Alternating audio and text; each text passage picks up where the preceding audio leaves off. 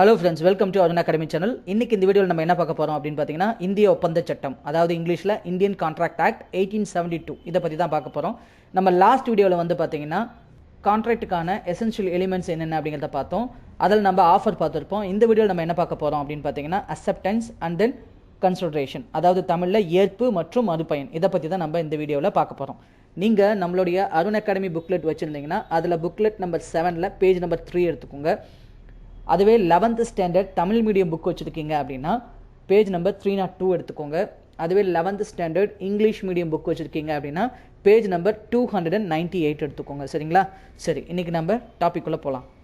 இப்போ ஆஃபரை அக்செப்ட் பண்ணிட்டோம்னா அது ப்ராமிஸ் ஆகுது. ப்ராமிஸோட கன்சிடரேஷன் சேர்ந்தால் அக்ரிமெண்ட் ஆகுது. அக்ரிமெண்ட்டோட என்ஃபோர்சபிலிட்டி பை லா, அதாவது சட்டத்தால் நடைமுறைப்படுத்தப்பட்டால் அது வந்துட்டு ஒப்பந்தம் ஆகுது, அதாவது கான்ட்ராக்ட் ஆகுது. இப்போ இதில் ரெண்டாவது முக்கியமாக எது இருக்குது அப்படின்னு பார்த்தீங்கன்னா அக்செப்டன்ஸ். அதை செக்ஷன் 2 சப்செக்ஷன் பியில் என்ன சொல்கிறாங்க அப்படின்னா, when a person to whom the proposal is made signifies his assent that to the proposal is said to be the accepted. அதாவது என்ன சொல்ல வராங்கன்னா, ஒரு முன்மொழிதல் யாருக்கு செய்யப்பட்டதோ அவரே அதை ஏற்றுக்கொள்வதாக கூறியவுடன் அவ்வாறு செய்யப்பட்ட முன்மொழிதல் ஏற்றுக்கொள்ளப்பட்டதாக கூறப்படுகிறது. இப்போ இதில் என்ன பார்க்க போகிறோம் அப்படின்னு பார்த்தீங்கன்னா, ஏற்றுக்கொள்ளப்படுவதற்கான நிபந்தனைகள், அதாவது கண்டிஷன்ஸ் ஆஃப் அக்செப்டன்ஸ்னால் என்னென்ன, அதில் என்னென்னலாம் இருக்குது அப்படிங்கிறத நம்ம டீட்டெயிலாக பார்க்க போகிறோம். சரிங்களா? இப்போ இந்த இடத்துல ரொம்ப முக்கியமாக சொல்கிறது என்ன அப்படின்னு பார்த்தீங்கன்னா கம்யூனிகேஷன், இல்லையா? அதாவது யாருக்காக அந்த முன்மொழிவு செய்யப்பட்டதோ அவரே அதை ஏற்றுக்கொள்வதாக கூறியவுடன், அதாவது கம்யூனிகேட் பண்ணவுடன். அந்த கம்யூனிகேட் எப்படி இருக்கலாம் அப்படின்னா, நம்ம முன்னாடி ஆஃபருக்கு பார்த்துருப்போம் இல்லையா, இது வந்துட்டு எப்படி எப்படிலாம் இருக்கலாம்னு நான் வந்து சொல்லியிருப்பேன். அதே தான் இங்கேயும் என்னவா இருக்கலாம் அப்படின்னா எக்ஸ்பிரஸாக இருக்கலாம், இம்ப்ளைடாக இருக்கலாம், அல்லது கண்டக்ட் ஆஃப் த பார்ட்டிஸாக இருக்கலாம். சரியா? இப்போ எக்ஸ்பிரஸ்னால் என்னென்னு சொன்னோம், ஒன்று வந்துட்டு ஓரலாக இருக்கலாம் அல்லது ரிட்டனாக இருக்கலாம். இந்த மாதிரிலாம் நம்ம எக்ஸ்பிரஸ்ன்னு சொன்னோம். அதுவே இம்ப்ளைட்னா எப்படி இருக்கலாம், உதாரணமாக நம்ம பஸ் ஸ்டாண்டு போகிறோம். நம்ம வந்துட்டு திருச்சியிலேருந்து மதுரை வரைக்கும் போகணும்னு நினைக்கிறோம். போயிட்டு பஸ் ஸ்டாண்டில் பார்க்குறோம், திருச்சி டு மதுரைங்கிற பஸ்ஸு வந்துட்டு நிற்கிது. அதில் நம்ம ஏறிட்டோம் அப்படின்னாவே நம்ம திருச்சியிலேருந்து மதுரைக்கு போகிறதுக்கு அக்செப்ட் பண்ணிக்கிட்டோம் அப்படிங்கிறது அர்த்தம். இதை தான் நம்ம என்னென்னு சொல்லுவோம் அப்படின்னா இம்ப்ளைடுன்னு சொல்லுவோம். அடுத்தது கண்டக்ட் ஆஃப் த பார்ட்டிஸ், அதாவது அந்த பர்சனோட நடத்தையை வச்சும் நம்ம அக்செப்ட் பண்ணிக்கிறதா வந்துட்டு எடுத்துக்கலாம். இப்போ உதாரணமாக ஏல சந்தையெல்லாம் பார்த்தீங்கன்னா, இப்போ ஏதோ ஒன்று ஏலம் விட்றோம் அப்படின்னு வச்சுக்கோங்களேன். ஒரு நபர் வந்துட்டு அதை ஏலத்துக்கு எடுக்கும்போது, அதாவது ஒரு ஆஃபர் கேட்பார், எனக்கு இந்த பொருளை வந்துட்டு 10 லட்ச ரூபாய்க்கு கொடுங்கன்னு சொல்லிட்டு ஒரு ஆஃபர் கேட்குறாங்க அப்படின்னா அந்த ஆஃபரை வந்துட்டு அவங்க எப்படி அக்செப்ட் பண்ணிக்குவாங்க அப்படின்னு பார்த்தீங்கன்னா, ஏதோ ஒரு செய்கையில், அதாவது வந்துட்டு மணி அடிக்கிறது மூலிமா ஒரு 3 டைம்ஸ் வந்துட்டு பெல் அடிப்பாங்க, அப்படின்னா ஹேமரை வந்துட்டு 3 டைம்ஸ் வந்துட்டு அடிப்பாங்க, இல்லைனா வாய் வழியாக வந்துட்டு அதை சொல்லுவாங்க. சரியா?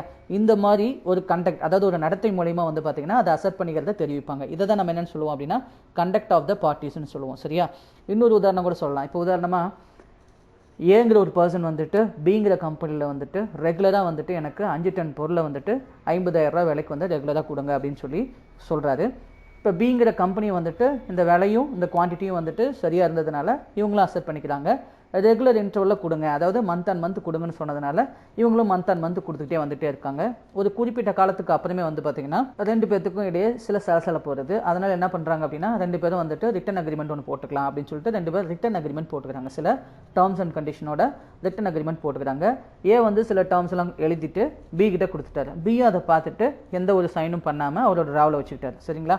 அதுக்கு பின்னாடி வந்து பார்த்திங்கன்னா 4-5 மாதம் அதே டேர்ம்ஸ் அண்ட் கண்டிஷனோட வந்துட்டு அந்த தொழிலை வந்துட்டு கண்டினியூ பண்ணுறாங்க. சரியா? பி கம்பெனிலேருந்து ஏ கம்பெனிக்கு, அதாவது ஏங்கிற அந்த பர்சனுக்கு வந்துட்டு ரெகுலர் பேசிஸில் அந்த சரக்கு அமைச்சு வச்சுட்டு தான் இருக்காங்க. இப்போ ஒரு கட்டத்தில் என்னாச்சு அப்படின்னு பார்த்தீங்கன்னா, இந்த பி கம்பெனியோட பொருளுக்கு வந்துட்டு டிமாண்ட் அதிகமாச்சு, அதனால் விலைவாசியும் கூடி போச்சு. சரிங்களா? அதனால் வந்துட்டு இவர்கிட்ட போட்ட அக்ரீடு ப்ரைஸில் வந்துட்டு இவர் கொடுக்க முடியாதனால வந்துட்டு இவருக்கு சப்ளை வந்துட்டு கொடுக்கல. இது வந்து பிரீச் ஆஃப் கான்ட்ராக்ட் ஆனதுனால ஏ வந்துட்டு கோர்ட்டுக்கு போகிறாரு. சரியா? இது போல் நாங்கள் 2 பேரும் வந்து பார்த்தீங்கன்னா கடந்த ஒரு 6 மாதமாக டீலிங் பண்ணிட்டு இருந்தோம். நடுவில் வந்துட்டு ஒரு ரிட்டன் அக்ரிமெண்ட் போட்டுக்கிட்டோம். ஆனால் அவர் வந்துட்டு எனக்கு சைன் பண்ணிவிட்டு கொடுக்கல.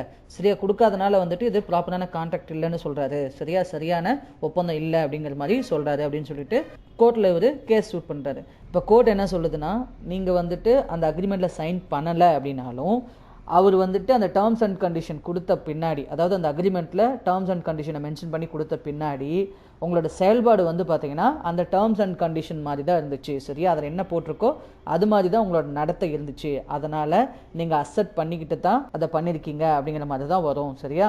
அப்போ இது வந்துட்டு ப்ராப்பரான ஒரு அக்செப்டன்ஸ் தான் அப்படின்னு சொல்லிட்டு கோர்ட்டில் சொல்லிட்டாங்க. நீங்கள் வந்துட்டு அவருக்கான காம்பன்சேட்டை கொடுத்து தான் ஆகணும் அப்படின்னு சொல்லி பி கம்பெனிக்கு சொல்லியாச்சுங்க. சரியா? இதைத்தான் நம்ம என்னன்னு சொல்லுவோம் அப்படின்னா கண்டக்ட் ஆஃப் த பார்ட்டிஸ். சரியா? அப்போ கம்யூனிகேஷன் ஆஃப் அக்செப்டன்ஸ் எப்படி இருக்கலாம்? எக்ஸ்பிரஸ்டாக இருக்கலாம், இம்ப்ளாய்டாக இருக்கலாம், கண்டக்ட் ஆஃப் த பார்ட்டிஸாக இருக்கலாங்க. சரியா? அடுத்ததாக acceptance should be conveyed by the acceptor. அப்படின்னா என்னென்னா, இப்போ யார் வந்துட்டு அதை ஏற்றுக்கிட்டாங்களோ, அதாவது கொடுத்த ஆஃபரை யார் வந்து ஏற்றுக்கிட்டாங்களோ அவர் தான் வந்துட்டு திரும்ப அக்செப்ட் பண்ணிக்கிட்டதா கம்யூனிகேட் பண்ணணும். சரியா? இப்போ உதாரணமாக ஏங்கிற ஒரு பர்சன் வந்துட்டு பிங்கிற கம்பெனியில் வந்துட்டு ஒரு ஜாப்புக்கு அப்ளை பண்ணியிருக்காரு. சரியா? அதாவது ஒரு ஆஃபர் கொடுத்துருக்காரு, நான் இது மாதிரி ஜாப்புக்கு ஜாயின் பண்ணுறதுக்கு வில்லிங்காக இருக்கேன் அப்படின்னு சொல்லிட்டு ஒரு ஆஃபரை கொடுத்துருக்காரு. சரியா? இந்த செலெக்ஷன் ப்ராசஸ்லாம் போகுது. ஆனால் அந்த கம்பெனியோட ஹெச்ஆர் வந்துட்டு இவர் கூட கம்யூனிகேட் பண்ணலை. சரியா? அதாவது அந்த கம்பெனியோட அந்த ரெக்ரூட்மெண்ட் டீம் வந்துட்டு இவர்கிட்ட கம்யூனிகேட் பண்ணல. அங்கே இருக்கிற ஒரு எம்ப்ளாய் என்ன சொல்கிறாரு அப்படின்னா, இது போல் ஒன்றை வந்துட்டு செலக்ட் பண்ணிட்டாங்க இந்த ஜாபுக்கு அப்படின்னு சொல்லிட்டு சொல்கிறாரு. இவர் வந்துட்டு கொஞ்ச நாள் பார்க்குறாரு, ஜாபுக்கு யாரும் கூப்பிடவே இல்லை இவர். சரியா? அதாவது அஃபிஷியலாக வந்துட்டு யாரும் கூப்பிடவே இல்லை. இவர் வந்துட்டு இது பிரீச் ஆஃப் கான்ட்ராக்ட் அப்படின்னு சொல்லிட்டு கோர்ட்டுக்கு போகிறாரு. சரியா? இந்த மாதிரி கோர்ட்டில் போயிட்டு நான் இந்த கம்பெனியில் வந்துட்டு ஜாபுக்கு அப்ளை பண்ணியிருந்து என்னோட ஆஃபரை கொடுத்தேன், கம்பெனியில் வந்துட்டு அதை என்ன பண்ணிட்டாங்கன்னா அக்செப்ட் பண்ணிக்கிட்டாங்க. சரியா? அதில் ஒரு பர்சன் வந்து சொல்லியிருந்தார், இது மாதிரி ஒன்றா ஜாப்புக்கு செலக்ட் பண்ணிட்டாங்கன்னு சொல்லியிருந்தாங்க. நானும் நம்பியிருந்தேன், ஆனால் வந்துட்டு இன்னும் என்ன வேலைக்கு கூப்பிடல அப்படின்னு சொல்லிட்டாங்க. ஆனால் கோர்ட்டில் என்ன சொன்னாங்கன்னா, இது வந்துட்டு அக்செப்டர் யார் அப்படின்னா அந்த ரெக்ரூட்மெண்ட் டீம் தான். அவங்க அக்செப்ட் பண்ணிக்கிட்டு உங்கள் கூட கம்யூனிகேட் பண்ணியிருந்தா தான் இது வந்துட்டு ஒரு வேலிட் கான்ட்ராக்ட். சரியா? இந்த இடத்துல வந்து பார்த்தீங்கன்னா இது ப்ராப்பரான கான்ட்ராக்ட் கிடையாது, உங்களை அவங்க எடுத்துக்க கிடையாது, இந்த அக்செப்டன்ஸ் வந்துட்டு வேலிட் இல்லை அப்படிங்கிற மாதிரி கோர்ட்டில் சொல்லிட்டாங்க. சரியா? இதைத்தான் நம்ம என்னென்னு சொல்லுவோம் அப்படின்னா acceptance should be conveyed by the acceptor அப்படின்னு நம்ம சொல்லுவோம். சரியா? அடுத்த வந்து பார்த்தீங்கன்னா மோட் ஆஃப் கம்யூனிகேஷன், அதாவது தொடர்புக்கான வழிமுறைகள். சரியா? அதாவது நான் அக்செப்ட் பண்ணிக்கிட்டேன் அப்படின்ட்டு திரும்ப சொல்கிறதுக்கான வழிமுறைகள் என்ன அப்படிங்கிறத பார்த்தோம்னா, இப்போ இந்த ஆஃபர் வந்துட்டு என்ன மாதிரி வழிமுறையில் வந்துட்டு நீங்கள் கம்யூனிகேட் பண்ணலாம், அதாவது நீங்கள் அக்செப்ட் பண்ணிக்கிட்டதை என்ன மாதிரி வழிமுறையில் வந்துட்டு நீங்கள் அதை எனக்கு தெரிவிக்கலாம் அப்படின்ட்டு முன்னாடியே மென்ஷன் பண்ணியிருந்தாருன்னா அந்த வழிமுறையில் நம்ம அதை பண்ணலாம். சரி? இப்போ உதாரணமாக நீங்கள் வந்துட்டு நீங்கள் அக்செப்ட் பண்ணிக்கிட்டீங்க அப்படின்னா நீங்கள் எனக்கு ஒரு ஃபோன் கால் பண்ணி சொல்லுங்கள், அல்லது வந்து எனக்கு ஒரு லெட்டர் பண்ணுங்கள். சரியா? அல்லது வந்துட்டு எனக்கு ஃபேக்ஸ் பண்ணுங்கள். சரியா? இது மாதிரி ஏதாச்சும் ஒன்று சொல்லியிருந்தார். அல்லது உங்களோட ரெப்ரஸன்டேட்டிவ், அதாவது உங்களோட ஆத்தரைஸ்டு ரெப்ரஸன்டேட்டிவை என்கிட்ட வந்து சொல்லுங்கள் அப்படின்னு சொல்லிட்டு சொல்லியிருந்தாருன்னா அந்த வழிமுறையை நம்ம பின்பற்றணும். சரியா? அப்போ தான் அது வேலிடு அக்செப்டன்ஸாக இருக்கும். அப்படி இல்லை, சரியா, எதுவுமே சொல்லலை அப்படின்னா என்ன பண்ணலாம், பை போஸ்ட்டில் வந்துட்டு நம்ம அமுச்சு வைக்கலாம். சரியா? ஏதாவது சொல்லியிருந்தாங்கன்னா அந்த மோடில், சொல்லாத பட்சத்தில் பை போஸ்ட்டில் வந்துட்டு நம்ம என்ன பண்ணலாம், நம்மளோட அக்செப்டன்ஸை வந்துட்டு தெரிவிக்கலாம். சரியா? இப்போ உதாரணமாக நம்ம இன்ஸ்டியூட்டில் வந்துட்டு ஒரு பர்டிகுலர் கோர்ஸுக்கு வந்துட்டு புக்ஸை சேல்ஸ் பண்ணுறாங்கன்னு வச்சுக்கோங்களேன். நாங்கள் என்ன பண்ணுறோம் அப்படின்னா உங்களோட வாட்ஸ்அப் நம்பருக்கு வந்துட்டு அந்த புக்கோட காஸ்ட்டும் அது வந்துட்டு என்னென்ன கண்டென்ட் இருக்குது அப்படின்னு சொல்லிட்டு அதோட ஒரு இன்ட்ரோவும் வந்துட்டு உங்களுக்கு நாங்கள் வாட்ஸ்அப்பில் பண்ணுறோம். சரியா?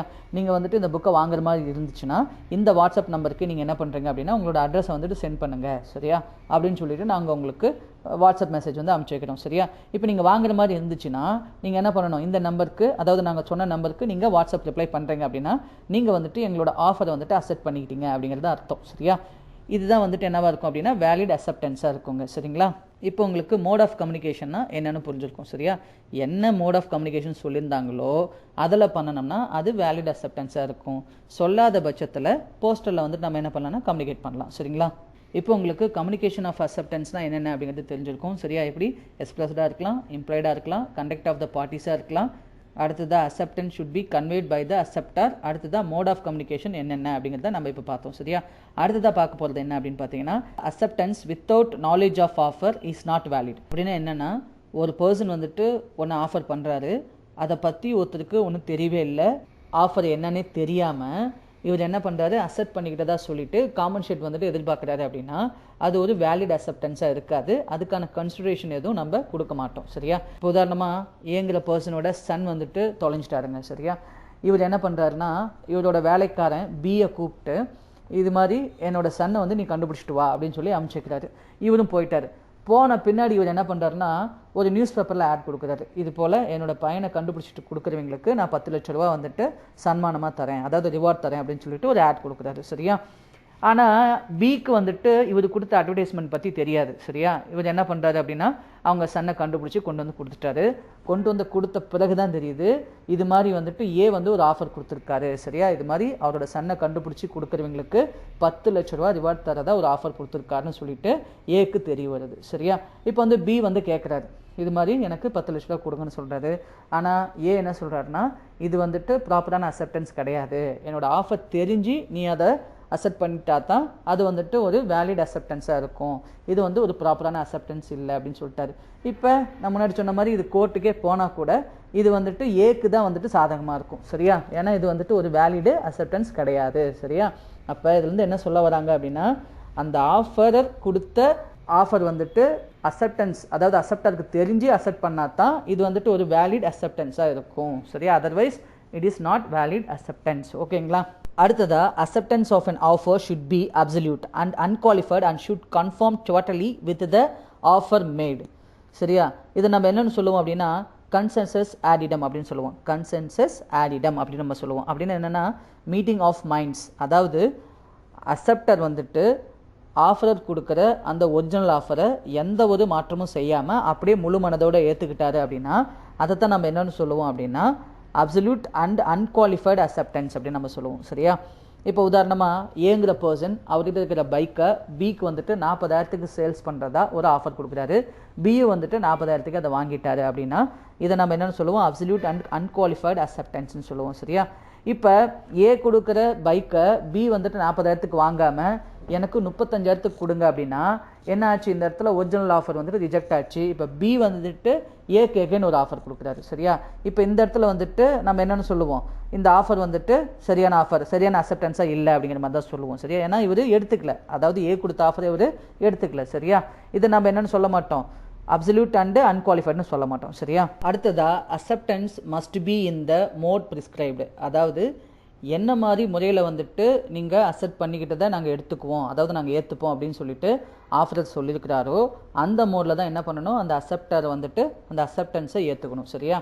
இப்போ உதாரணமாக ஏங்கிற பர்சன் என்ன சொல்கிறாருன்னா, நான் இது போல் உங்களுக்கு ஒரு ஆஃபர் கொடுக்குறேன் அப்படின்னு சொல்லிட்டு ஒரு பர்டிகுலர் பொருளை வந்துட்டு சொல்கிறாரு. சரியா?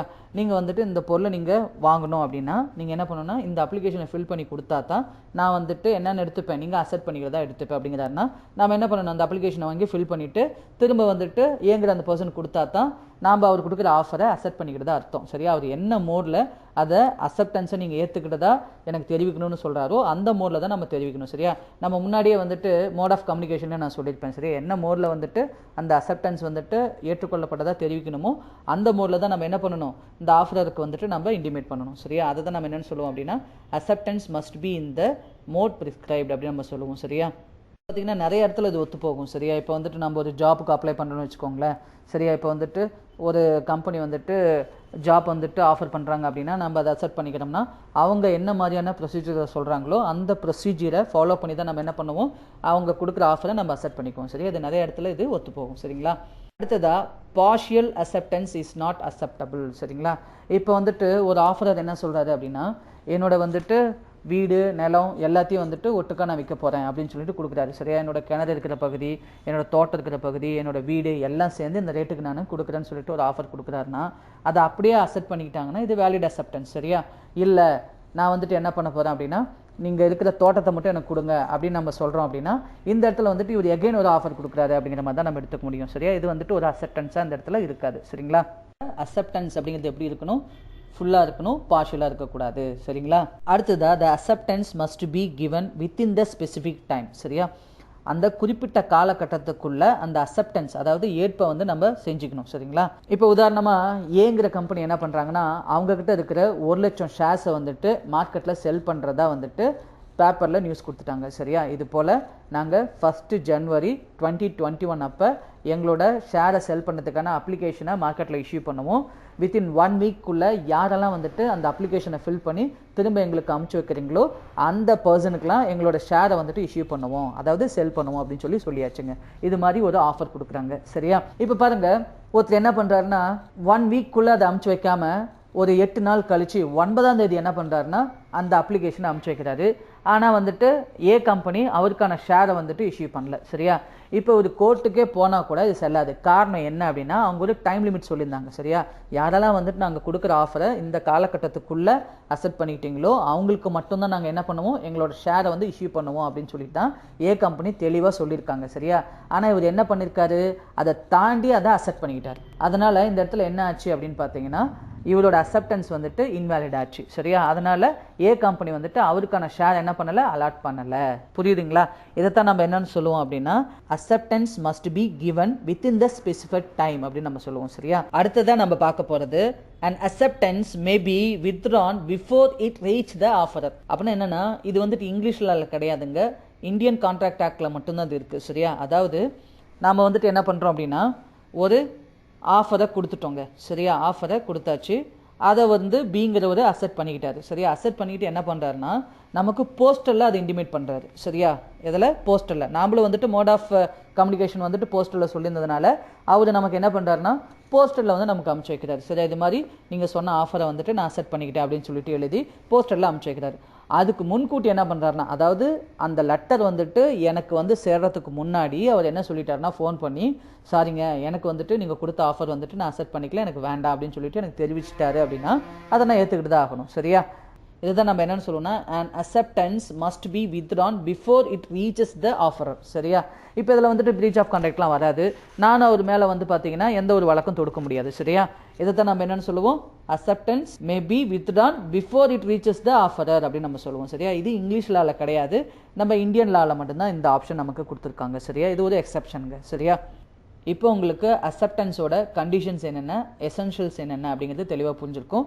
அடுத்ததான் நம்ம பார்க்க போகிறது கன்சிடரேஷன், அதாவது மறுபயன்னு சொல்லுவோம். சரிங்களா? இதை வந்துட்டு போலக் வந்துட்டு என்னன்னு டிஃபைன் பண்ணுறாருன்னா ஒருவரின் வாக்குறுதியை பெற மற்றவரால் அளிக்கப்படும் விலையே மறுபயனாகும். இங்கே வந்து அவர் கன்சிடரேஷன் என்னன்னு சொல்கிறாருன்னா ப்ரைஸ்ன்னு சொல்கிறாரு. சரிங்களா? அதே போல் நம்ம கன்சிடரேஷன் என்னன்னு சொல்லலாம் அப்படின்னா காம்பன்சேஷன் அப்படின்னு கூட சொல்லலாம். சரியா? ஒரு செயலை செய்யறதுக்கு நமக்கு பெறப்படுற ஒரு காம்பன்சேஷனை வந்துட்டு நம்ம என்னன்னு சொல்லலாம் அப்படின்னா கன்சிடரேஷன் அப்படின்னு நம்ம சொல்லலாம். சரியா?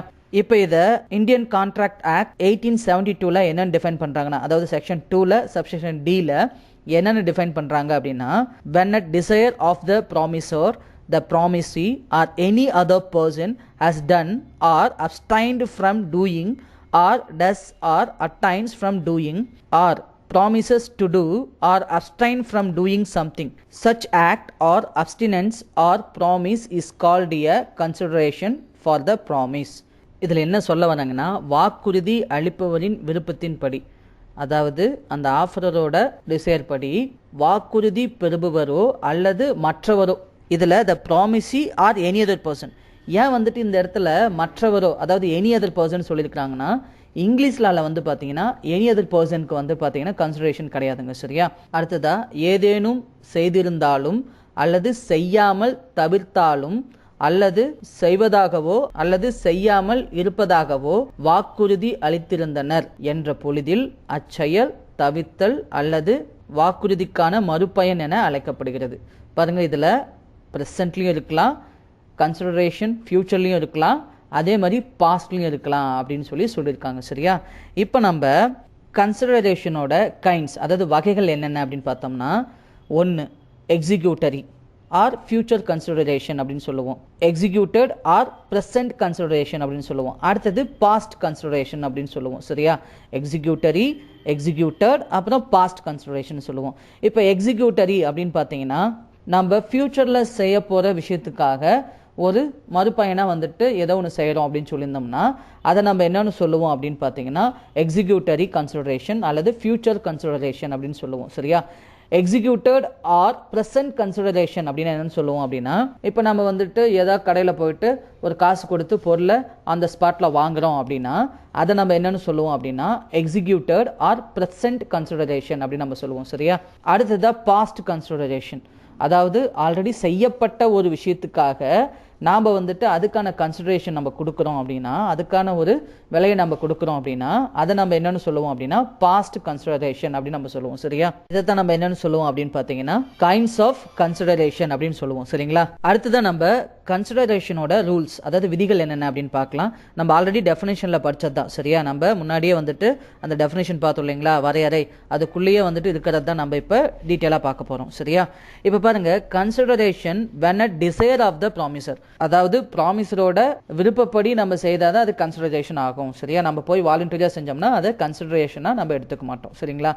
அடுத்தது consideration may move from the promisee or any other person even a stranger. இதை தான் நம்ம முன்னாடியே நம்ம பார்த்துருப்போம். அதாவது டெஃபினேஷன் சொல்லும் போதே சொல்லியிருப்பேன். அதாவது பெறுபவரோ அல்லது மற்றவரோ, அதாவது அந்த ஸ்ட்ரேஞ்சர், அதாவது தேர்ட் பார்ட்டி அப்படிங்கிறது வந்துட்டு இங்கிலீஷ்ல கிடையாது, நம்மளால தான் வந்துட்டு இது கொடுத்துருக்காங்க. சரியா? இப்போ வந்து பார்த்தீங்கன்னா, இப்போ உதாரணமாக ஏங்கிற ஒரு லேடி இருக்காங்க, அவங்களுக்கு ஒரு மக பீன்னு இருக்காங்க. இப்போ ஏவோட கூட பிறந்த சகோதரர் வந்துட்டு சீன் ஒருத்தர் இருக்காரு. சரியா? இப்போ பாருங்க, ஏக்கு வந்து வயசாச்சு. அதனால் ஏ என்ன சொல்கிறாங்கன்னா, பி கிட்ட என்னோட சொத்தை வந்து நான் உனக்கு எழுதி கொடுத்துட்றேன், நீ வந்துட்டு மாமா அதாவது சியோட கடைசி காலம் வரைக்கும் நீ வந்துட்டு அவருக்கு தேவையான உதவிகள் வந்து கொடு, அதாவது அவருக்கு மெயின்டெனன்ஸுக்கு தேவையான அலவன்ஸ் வந்துட்டு நீங்கள் கொடுங்க அப்படின்னு சொல்லிட்டு பி கிட்ட வந்துட்டு சொல்லிவிட்டு அவங்க இறந்துடுறாங்க. சரியா? இப்போ பியும் வந்துட்டு கொஞ்ச காலத்துக்கு வந்துட்டு சிக்கு தேவையான விஷயங்களாக செஞ்சு அவங்கள பராமரிச்சுக்கிறாங்க. ஒரு நாளடைவில் போக போக சியை கண்டுக்கல. இப்போ சி வந்துட்டு பார்த்தீங்கன்னா கோர்ட்டில் வந்துட்டு கேஸ் ஃபைல் பண்ணுறாரு.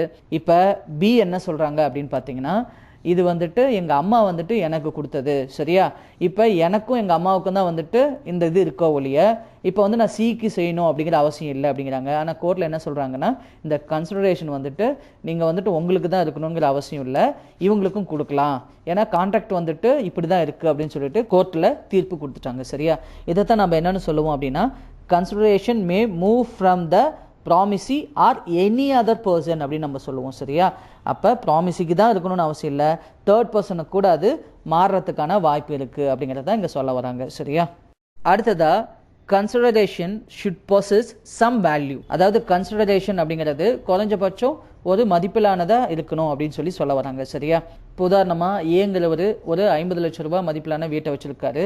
இவருக்கு வந்துட்டு பீனா ரொம்ப பிடிக்கும். அதனால் என்ன பண்ணுறாரு அப்படின்னா, அந்த வீட்டை வந்துட்டு 20 லட்சம் ரூபாய்க்கு விற்கிறாரு. சரியா? இப்போ வந்துட்டு இந்த இடத்துல வந்துட்டு வேலிட் கன்சிடரேஷன் அப்படின்னு தான் நம்ம எடுத்துப்போம். ஏன்னா அவரோட விருப்பப்படி அந்த 50 லட்ச ரூபா மதிப்புள்ள வீடை 20 லட்ச ரூபாய்க்கு கொடுக்குறாரு.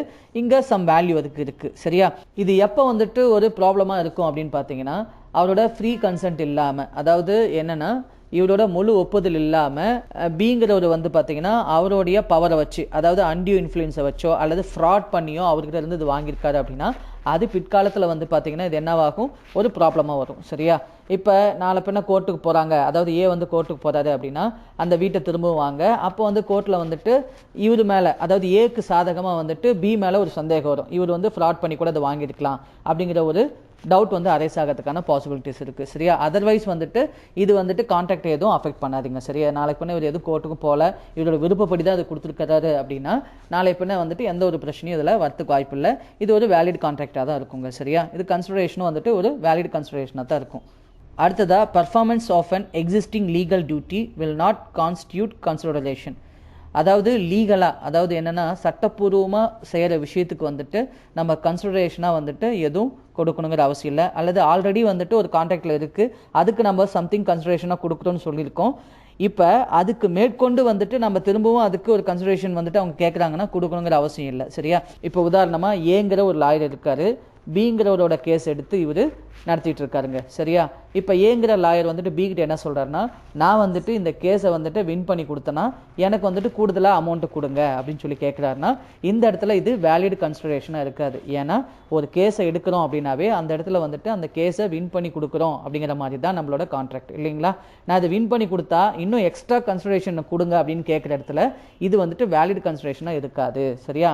இதை தான் நம்ம என்னன்னு சொல்கிறோம், performance of an existing legal duty will not constitute consideration அப்படின்னு சொல்கிறோம். சரிங்களா? அடுத்த வந்து பார்த்தீங்கன்னா consideration must be lawful. அதாவது கன்சிடரேஷன் அப்படிங்கிறது வந்து பார்த்தீங்கன்னா சட்டப்பூர்வமானதாக இருக்கணுங்க. சரியா? இப்போ அன்லாஃபுல் ஆக்டிவிட்டிக்கு வந்துட்டு நான் உனக்கு கன்சிடரேஷனாக ஒன்று தரேன் அப்படின்னு சொல்லக்கூடாது, அது வேலிட் கன்சிடரேஷனாக இருக்காது. சரிங்களா? இப்போ உதாரணமாக மிஸ்டர் ஏ வந்துட்டு மிஸ்டர் பி கிட்ட நீ வந்துட்டு இவரை கொலை பண்ணன அப்படின்னா நான் உனக்கு இவ்வளோ தொகை வந்து கன்சிடரேஷனாக தரேன் அப்படின்னு சொன்னார்னா இது வந்துட்டு ஒரு வேலிட் கன்சிடரேஷன் இல்லைங்க. சரியா? அப்போ இது இல்லீகலாக இருக்கக்கூடாது, இம்மோரலாக இருக்கக்கூடாது, அதே மாதிரி பப்ளிக் பாலிசிக்கு வந்துட்டு ஆப்போசிட்டாக இருக்கக்கூடாதுங்க. இது வந்துட்டு பார்த்தீங்கன்னா ஒரு லீகாலிட்டி ஆஃப் அப்ஜெக்டிவாக இருக்கணும். சரியா? அதாவது எப்பயும், அதாவது சட்ட சிக்கல் எதுவும் இல்லாமல் சட்டத்துக்கு உட்பட்டதாக இருக்கணும் அப்படிங்கிறது தான் வந்து இங்கே சொல்ல வராங்க. சரியா? அடுத்த நம்ம பார்க்க போகிறது சம் எக்ஸெப்ஷனுங்க. அதாவது ஒரு கான்ட்ராக்ட் அப்படின்னா அந்த இடத்துல கன்சிடரேஷன் அப்படிங்கிறது ஒன்று இருக்குங்க. சரியா?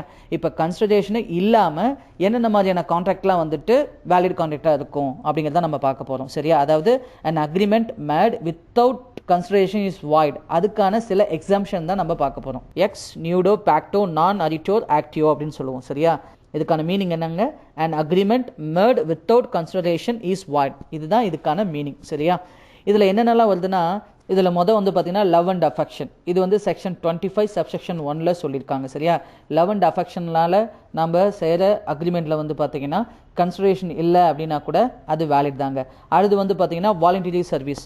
இது வந்து செக்ஷன் 25 சப்செக்ஷன் 2ல் சொல்லியிருக்காங்க. சரியா? வாலண்டரியாக வந்துட்டு நம்ம சம் சர்வீசஸை செய்கிறோம், அதுக்காக வந்துட்டு சில அக்ரிமெண்ட் போட்டுக்கிறோம் அப்படின்னாலும் அந்த இடத்துலையும் கன்சிடரேஷன் அப்படிங்கிறது தேவையில்லைங்க. அடுத்தது வந்து பார்த்தீங்கன்னா டைம் பார்டு டெட், அதாவது காலாவதியான கடன் தொகைன்னு சொல்லுவோம்.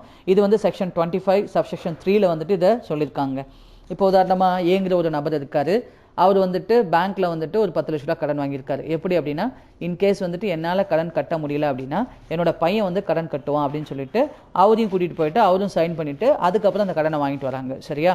இப்போ பாருங்கள், ஒரு ஒரு காலகட்டத்தில் வந்து இறந்துட்டாரு. கடன் வந்து இன்னும் கட்ட வேண்டியது இருக்குது. சரியா? கிட்டத்தட்ட 3 வருஷத்துக்கு அப்புறமா ஆயிடுச்சு அது. சரிங்களா? நார்மலாக வந்துட்டு பார் டெட் அப்படின்னா வந்துட்டு ஆஃப்டர் 3 இயர்ஸ்க்கு அப்புறம் வந்துட்டு அது பார் டெட் அப்படின்னு சொல்லுவோம். இப்போ வந்துட்டு அதுக்கு மேலே அதை ரெனியூவல் பண்ணிக்கலாம். சரியா? இப்போ வந்துட்டு ஏ இல்லை, பி மட்டும் தான் இருக்காரு. பேங்க் வந்துட்டு பி கிட்ட அப்ரோச் பண்ணுறாங்க, நீங்கள் தான் வந்துட்டு இந்த கடனை திரும்பவும் என்ன பண்ணணும், ரெனியூவல் பண்ணி கட்டணும் அப்படின்னு சொல்கிறாங்க. இப்போ பி என்னங்கிறாரு அப்படின்னா, ஏ அதாவது எங்கள் அப்பா தான் வந்துட்டு அந்த கடனை வாங்கினாரு, ஏங்கிற எங்கள் அப்பா தான் வந்து அந்த கடனை வாங்குறாரு, நான் வந்துட்டு இதுக்கு எந்த ஒரு இதுவும் கொடுக்கணும் அப்படிங்கிற அவசியம் இல்லை, எந்த ஒரு கன்சிடரேஷனும் இல்லை எனக்கு அப்படின்னு சொல்கிறாரு. ஆனால் கோர்ட் என்ன சொல்கிறாங்க அப்படின்னு பார்த்தீங்கன்னா, டைம் பார் டேட்டுக்கு வந்துட்டு கன்சிடரேஷன் இருக்குது. சரியா? அது காலாவதி ஆனால் கூட நீங்கள் அதை திரும்ப செலுத்தணும் அப்படின்னு சொல்லி கோர்ட் தீர்ப்பு கொடுத்துட்றாங்க. இதை தான் நம்ம என்னென்னு சொல்லுவோம் அப்படின்னா டைம் பார் டெட் அப்படின்னு சொல்லுவோம். சரியா? அதாவது காலாவதியான இதாக இருந்தாலும் நமக்கு எந்த கன்சிடரேஷனும் இல்லை அப்படின்னாலும் கண்டிப்பாக வந்து அந்த டெட் வந்துட்டு யார் கட்டணும் ஒப்பு கொண்டுக்கிட்டாங்களோ அவங்க வந்துட்டு கொடுக்கணும். சரியா?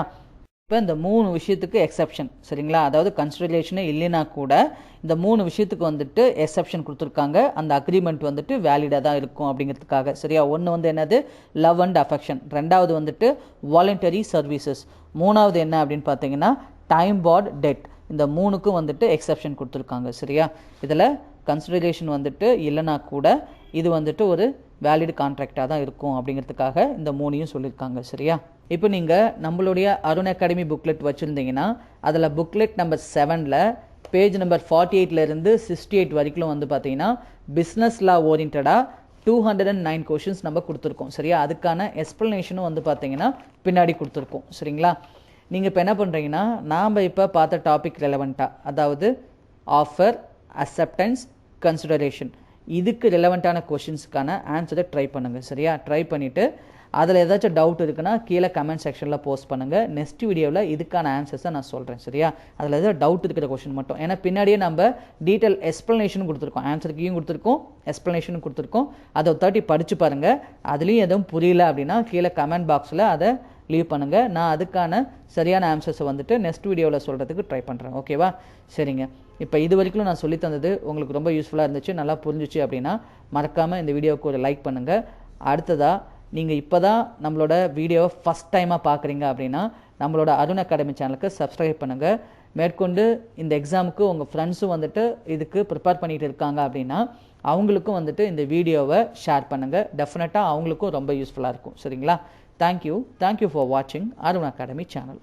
ஹலோ ஃப்ரெண்ட்ஸ், உங்கள நிறைய பேர் டிஎன்இபி ஜூனியர் அசிஸ்டன்ட் அக்கவுண்ட்ஸ், அக்சஸர் மற்றும் ஏஇக்கான மாடல் ஆன்லைன் எக்ஸாம்ஸும் ஸ்டடி மெட்டீரியலும் கேட்டிருந்தீங்க.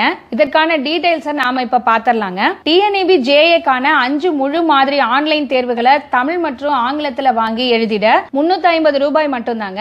அதே போல அக்சஸர் எக்ஸாம்கான 5 முழு மாதிரி தேர்வுகள் ரூபாய் 350ங்க. அடுத்ததா ஏஇ எலக்ட்ரிக்கலுக்கு அப்ளை பண்ணவங்களுக்கான 5 முழு மாதிரி தேர்வுகளோட விலை 200 ரூபாய் மட்டும்தாங்க. அடுத்ததா ஜூனியர் அசிஸ்டன்ட் அக்கவுண்ட்ஸ் மற்றும் அக்சஸருக்கான part 1 Tamil or English study மெட்டீரியலோட விலை 225 ரூபாய் பிளஸ் பார்சல் சார்ஜஸ்ங்க. அதே போல இதற்கான part 2 aptitude and mental ability English medium study மெட்டீரியலுக்கான விலை 225 ரூபாய் பிளஸ் பார்சல் சார்ஜஸ்ங்க. அதுவே இது ரெண்டையும் சேர்த்து வாங்குனீங்கன்னா 450 ரூபாய் பிளஸ் பார்சல் சார்ஜஸ்ங்க. அடுத்ததா TNEB junior assistant accounts English மீடியத்துக்கான பார்ட் 3ல இருக்கிற 12 யூனிட்ஸுக்குமான 12 புத்தகங்களையும் நீங்க வாங்கணும்னா பண்ணணும்னா 1500 ரூபாய் பிளஸ் பார்சல் சார்ஜஸ்ங்க. அதுவே நீங்க part 1 plus part 2 and part 3 மூணையுமே 1950 plus parcel charges பே பண்ணிட்டு நீங்க வாங்கிக்கலாங்க. இதற்கான பேமெண்ட் டீடைல்ஸ் நீங்க இந்த வீடியோவோட டிஸ்கிரிப்ஷன்ல பாத்துக்கலாங்க, அல்லது 9994987861 நம்பரை தொடர்பு கொண்டும் தெரிஞ்சுக்கலாங்க.